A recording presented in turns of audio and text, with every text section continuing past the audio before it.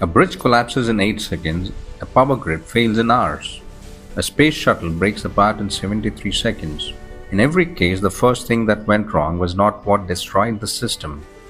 Stay with me because by the end of this video, you will understand a pattern engineers quietly design around. A pattern that explains why modern systems don't fail dramatically, they fail mathematically. And once you see it, you'll start spotting it everywhere. The principle. Disasters rarely begin with something catastrophic. They begin with something survivable. A cracked plate, a sagging line, a seal that stiffens in the cold. The first failure almost never kills the system, it changes it. Load moves, heat concentrates, margin shrinks. From that moment forward, you're no longer operating the system that was certified. You're operating a degraded one, and degraded systems behave differently. The bridge. August 1st, 2007, Minneapolis. The I-35W bridge collapses during evening rush hour.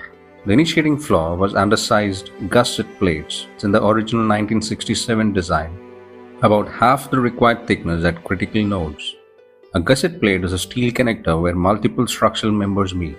It is where forces combine. On the day of collapse, approximately 287 tons of construction materials and equipment were stockpiled near those nodes. One gusset plate fractured, but force does not disappear when steel breaks, it redistributes. The load that plate carried shifted into neighboring members, and those members were designed for the original load path, not the new one. Stress rose sharply, crack growth accelerated, governed by fracture mechanics, where crack growth rate increases with stress range. Capacity fell below demand. The crack was local, but the redistribution was global. The bridge after that first fracture was not the bridge engineers had analyzed. If you think that's isolated to steel, watch what happens when electricity does the same thing. The grid. August 14, 2003, Ohio. A high-voltage transmission line sagged into overgrown trees and tripped offline.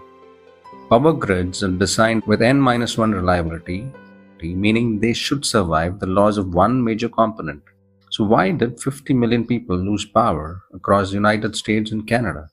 When the line tripped, electricity rerouted automatically.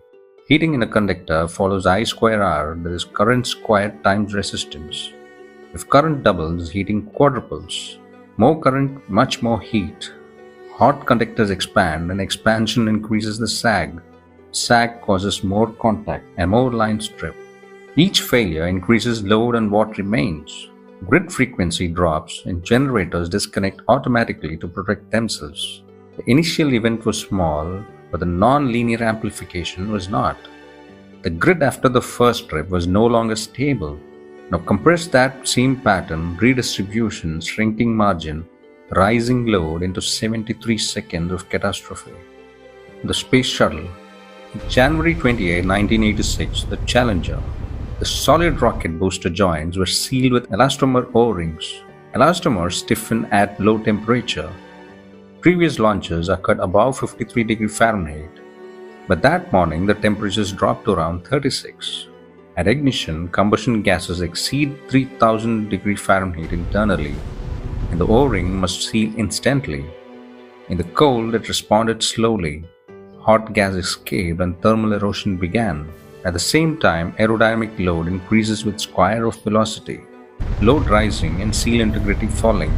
73 seconds after liftoff and structural breakup. 7 astronauts lost their lives to a tragic accident. The cold was survivable, the interaction between rising load and reduced margin was not. After the accident, the lesson across aerospace vehicles were such that booster joints were redesigned and temperature launch criteria were tightened. Independent safety oversight was strengthened. The lesson was not add more rubber, it was degraded margin changes system physics. And this is where modern engineering diverges from ancient engineering. Across bridges, grids, and rockets, the sequence is identical. A small disturbance, a redistribution of load, current or heat, a reduction in safety margin, a second stress before recovery, and escalation. The first failure changes the rules. The second one reveals whether the design understood that. Ancient builders relied on overwhelming mass. Modern systems are lighter, more efficient, more interconnected, and more stressed. You cannot make everything infinitely thick. You cannot remove all uncertainty. So engineers design for what happens next. How do modern engineers adapt today? Modern bridges are instrumented with strain gauges and accelerometers to monitor stress and vibration in real time. Engineers detect redistribution early. Aircraft structures are built using damage-tolerant principles, assuming cracks will initiate and grow predictably. Inspection intervals are calculated before cracks reach critical length. Hydraulic systems are physically separated to prevent common mode loss. Power grids are simulated for cascading failures under high-load scenarios. And launch vehicles impose strict environmental commit criteria because operating outside validated conditions changes margin instantly. Modern engineering does not promise perfection, it manages degradation. Monitoring buys time, separation prevents cascade, and inspection restores margin. You cannot eliminate the first anomaly. Materials fatigue, heat obeys mathematics, energy redistributes, humans miss things.